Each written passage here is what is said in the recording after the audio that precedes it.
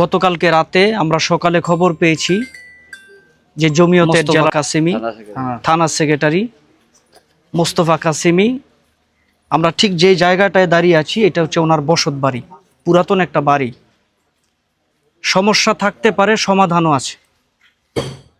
যেই দৃশ্য আমরা দেখতে পাচ্ছি, এই দৃশ্য কোনো সমাধান সভ্য দেশে হতে পারে না। আমি নিজেও একদিন এমপি সাহেবের বাসায় ছিলাম, মাওলানা মসরুর সাহেব ছিলেন, মোস্তফা কামাল সাহেব ছিলেন এবং ওনার আত্মীয় স্বজনও কিছু ছিলেন। ওখান থেকে তিনি টেলিফোন দিয়েছিলেন ওই আশরাফুল, ইয়াসিন এবং আশরাফুল। আমরা শুনেছি ওনারা নাকি ছাত্র দলের কর্মী। এখানে এসে শুনতে পেলাম যে আগের যে ফেসিস্ট ছিল তারা নাকি আগের দোসর ছিল। কিভাবে এখন, আগে হয়তো আওয়ামী লীগ করতো, এখন বিএনপির সাথে যোগ দিয়ে এই বিএনপিকে কলঙ্কিত করবার জন্য এই সমস্ত কারবার ঘটাচ্ছে।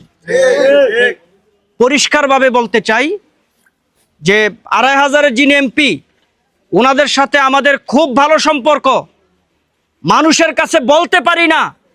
যদি ভালো সম্পর্কের নমুনা এটা হয়, তাহলে আমরাও বলতে চাই নারায়ণগঞ্জের সমস্ত আলেমুল আমাদেরকে নিয়ে এটার দাঁত ভাঙা জবাব দেওয়া হবে। আমরা কাউকে বিন্দু পরিমাণ ছাড় দেব না। সে কে, ছাত্র দল না যুব দল, এগুলো আমাদের দেখার বিষয় না।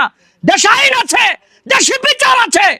কেউ যদি এইভাবে নিজের হাতে বিচার উঠিয়ে নেয়, তাহলে আমরাও দেখবো সে কত বড় স্পর্ধা রাখে, তার কত বড় সাহস। দাঁত ভাঙা জবাব আমরা দিয়ে দিব। মাওলানা মসরুর 24 ঘন্টার আলটিমেটাম দিয়েছে। এমপি সাহেব, 24 ঘন্টার ভিতরে আপনি থানার ওসিকে নিয়ে কিভাবে গ্রেফতার করবেন করেন। যদি 24 ঘন্টার ভিতরে গ্রেফতার করতে না পারেন, আমরা দেখাবো আইন কিভাবে প্রয়োগ করতে হয়, ঠিক কিনা? আমরা এখন থানায় যাব, থানায় গিয়ে মামলা করব। আমরা এটা তদারকি করব যেটা কিভাবে কি করা হয়। এখানে দুইটা শিশু ঘুমন্ত অবস্থায় ছিল রাতের বেলা। যদি বড় ধরনের কোনো অ্যাক্সিডেন্ট ঘটতো, বন্দর থানায় আজকে আমার ইসলামী যুব আন্দোলনের একজন কর্মীকে নৃশংসভাবে হত্যা করা হয়েছে। কিসের আইন শৃঙ্খলা? এর জন্য আমরা ভোট দেই নাই, এর জন্য দেশ স্বাধীন করি নাই। আমরা পরিষ্কার ভাষায় বলতে চাই, এটা সুষ্ঠু তদন্তের মাধ্যমে সঠিক বিচার করবেন। আর 24 ঘন্টার ভিতরে এই দুষ্কৃতিকারী দুইজনকে আইনের আওতায় নিয়ে আসবেন। এরপরে আপনাদের সঙ্গে কথা হবে। সকলকে ধৈর্য ধারণ করার জন্য অনুরোধ জানাচ্ছি। আমরা নারায়ণগঞ্জে গিয়ে শীর্ষ উলামায়ে কেরামদের সাথে পরামর্শ করব, ঢাকায় পরামর্শ করব, বৃহৎ কর্মসূচি আসবে ইনশাআল্লাহ। আমরা কাউকে ছাড় দিব না।